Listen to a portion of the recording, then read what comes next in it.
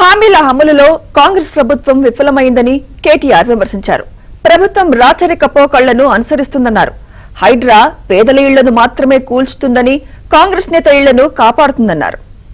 ఎవరైతే మిత్రులు ఉంటారో ఇంకా ఎవరైనా ఎక్కువ చెప్తే కేసీఆర్ లక్షిస్తుంది కదా, నేను మీదికెళ్ళి తులం బంగారం ఇస్తా అని చెప్తే కొద్దిగా మా ఆడబిడ్డలు అక్కడక్కడ కొద్దిగా టెంప్ట్ అయింది.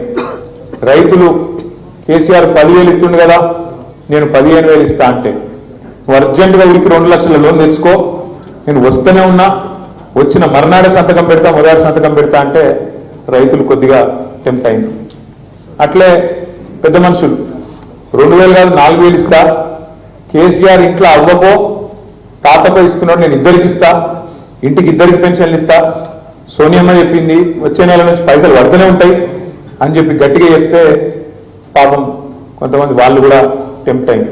మొదటి సంవత్సరంలోనే 2 లక్షల ఉద్యోగాలు నింపుతా అని చెప్పగానే రాహుల్ గాంధీ వచ్చి అశోక్ నగర్ ఛాయ్ హోటల్ కాడ కూర్చొని ఛాయ్ తాక్కుంటా పోజులు కొట్టుకుంటూ చెప్పగానే మనం ఇచ్చిన 1,60,000 ఉద్యోగాలు మర్చిపోయారు, ఆయన మొదటి సంవత్సరమే 2 లక్షల ఉద్యోగాలు ఇస్తారట అని చెప్పి పిల్లలు కూడా కొంత టెంప్ట్ అయింది. మాకు ఒక్క అవకాశం ఏంటి, తెలంగాణ వచ్చినాక ఒక్క తాత కూడా ఛాన్స్ ఇయ్యరా అంటే కొంతమంది అట్లా కూడా ఆలోచించారు. 2 సార్లు వీళ్ళకి ఇచ్చినాం కదా, ఒకసారి వాళ్ళకి సంథింగ్ ఏం పోయింది అనుకొని ఛాన్స్ తీసుకున్నారు. మరి వాళ్ళ ఛాన్స్ తీసుకుంటే ఏమైంది, మనమే చదువుకొని పోదలా పెట్టాయి, మంచిగా తినే పల్లెగా మనం పోసుకున్నట్టాయి. ఎందుకంటే మీరు ఆలోచన చేయండి, నిజంగానే మంచి పనులు చేస్తే అధికారం ఎవ్వరికి శాశ్వతం కాదు. నిజంగానే మంచి పనులు చేస్తే వీళ్ళు కాంగ్రెస్ వాళ్ళు మనం కూడా అభినందించాలి. మనం 10 ఏళ్ళు ఉన్నాం ప్రభుత్వంలో, కానీ ఎన్నడూ నీ ఆనవాళ్ళు గుర్తు చేస్తా, నీ ఇది చేస్తా, చెరిపేస్తా అనలే. ఆనవాళ్ళు గుర్తుపేసినట్టే అది ఎప్పటి అనాగరిక రాజుల కాలం నాటి కథ. ఒక రాజు ఇంకో రాజ్యం మీద దండయాత్ర చేసి దాన్ని గెలుచుకుంటే ఆ రాజ్యం యొక్క ఆనవాళ్ళను ఇచ్చే ప్రయత్నం అప్పట్లో ఎదురు. కానీ దండయాత్రలు చేసిన రాజులు కూడా కాకతీయుల ఆనవాళ్ళు వచ్చి వీళ్ళు ఆసఫ్ జాహీలు, కుతుబ్ షాహీలు వాళ్ళు దుడిపోయారు. చెరువులు తగ్గుతుంది పూడ్చేస్తావు, పోయి మళ్ళీ పూడ్చాం కదా. మంచి పనులు చేస్తే దాన్ని చెడగొట్టద్దు.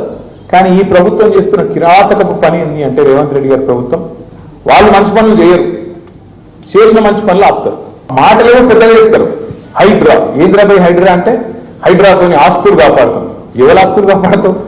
హైడ్రాతోని ఆస్తులు కాపాడుతాం. ఎవరు ఆస్తులు కాపాడుతారంటే పక్కా కాపాడుతారు. పొంగులేటి శ్రీనివాసరెడ్డి ఇల్లు మాత్రం ముట్టరు. చెరువుల FTL ఉన్న శ్రీనివాసరెడ్డిని ముట్టరు. పట్నం మహేందర్ నటనగా చెరువులో పెట్టినా ఆయనదేం కాదు. కేవీపీ రామచంద్రరావుకి చెరువు మీదనే ఉన్నా ఆయనది ముట్టరు. అట్లాగే రేవంత్ రెడ్డి గారు అన్న తిరుపతి రెడ్డి గారిది FTL లోపల ఉన్నా దాన్ని ముట్టరు. ఇక మరి ఎవరు దొరికిన తేరగా అల్గల దొరికితే ఎవడు గరీబు గారు. కొట్టుకురా అంటే కొట్టుకు. జరిగిన నష్టం ఎన్నికల్లో మన ఓటమితోని మనకు తక్కువ జరిగింది, తెలంగాణ సమాజానికి ఎక్కువ జరిగింది. ఇది అక్షర సత్యం, ఇది వాస్తవం. ఇప్పుడు రాబోయే ఎన్నికల్లో మనం గెలవడం అనేది మన కోసం కాదు, నిజంగా కూడా చెప్తున్నా.